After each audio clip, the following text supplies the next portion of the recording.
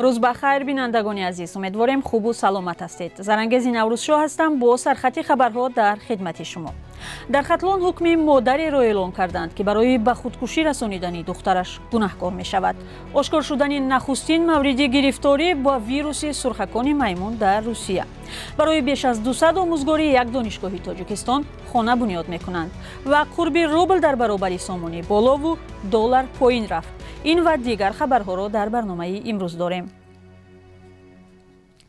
دادگاه شهر باختر مادری را برای به خودکشی رسانیدن دختر نورسش به 5 سال زندان شرطی محکوم کرده است.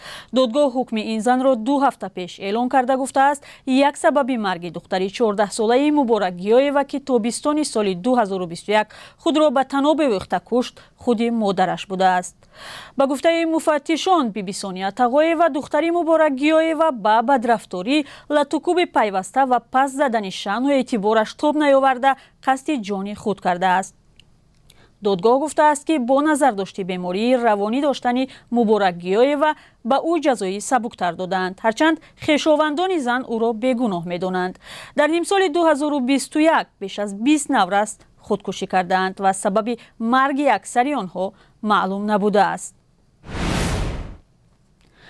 در روسیه که جای کار و زندگی صدها هزار مهاجر تاجیک است، نخستین مورد گرفتاری با ویروس سرخکان میمون را ثبت کردند. در این باره اداره بهداشتی روسیه خبر داد. نفری بیمار یک جوان بوده است که از اروپا برگشته با زخم‌های خرد به طبیبان مراجعت کرده است. آزمایش طبی سرایت سرخکان میمون به جوان را ثابت کرده است. سازمان جهانی تندرستی ماه پیش از 780 مورد گرفتاری به بیماری سرخکان میمون در 27 کشور جهان خبر داد. سرخکان میمون یک بیماری نادر بوده. تب بلند، پیدا شدن زخم در پوست و درد موشک‌ها از نشانه‌های اصلی آن است. ارتش اوکراین گفت که روز 12 ایول حمله بزرگ جوابی را به ضد نیروهای روسیه و برای بازپس گرفتن یکی از محله‌های اشغالی آغاز کرده است. به گفته فرماندهان اوکراینی در ضربه‌های جوابی توپخانه، ماشین‌های زیره‌پوش و یک انبار اسلحه نیروهای روسیه در شهر نووکاخوفکا در ولایت خرسون نابود شدند.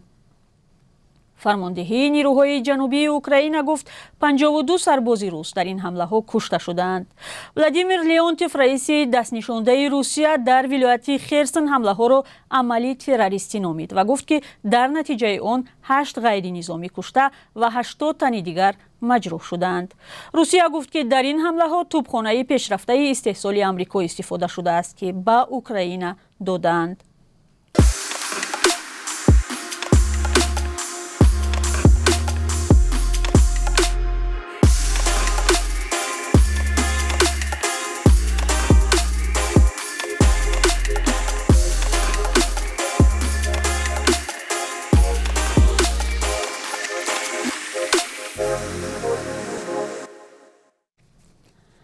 آیا شما هیچگاه در خانه نمناک زندگی کرده اید و میدانید چه تأثیر به صحت انسان و چه اثری بدی داشته میتواند؟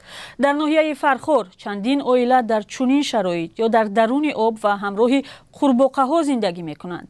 در حولی فقط موزه پوشیده میگردند و از خانه به آشخانه یا دیگر گوشه دیگری آن به موزه رفتن نمیتوانند. ببینید خودشون چی میگویند. پلیزا بین همه جزیره اینا 3 سال شدم خیلی اینا 3 سال گندم همه در دنیا آب اینا همه پری آب با همین اول 3 ساله روز برده استیم.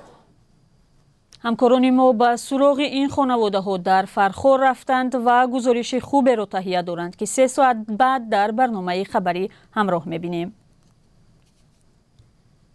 برای معلمان یک دانشگاه در تاجیکستان خانه بنیاد میکنند. رهبری دانشگاه دولتی آموزگاری تاجیکستان به نام صدرالدین عینی اعلام کرده است که در آینده نزدیک در دوشنبه برای 200 آموزگار خانه میسازند.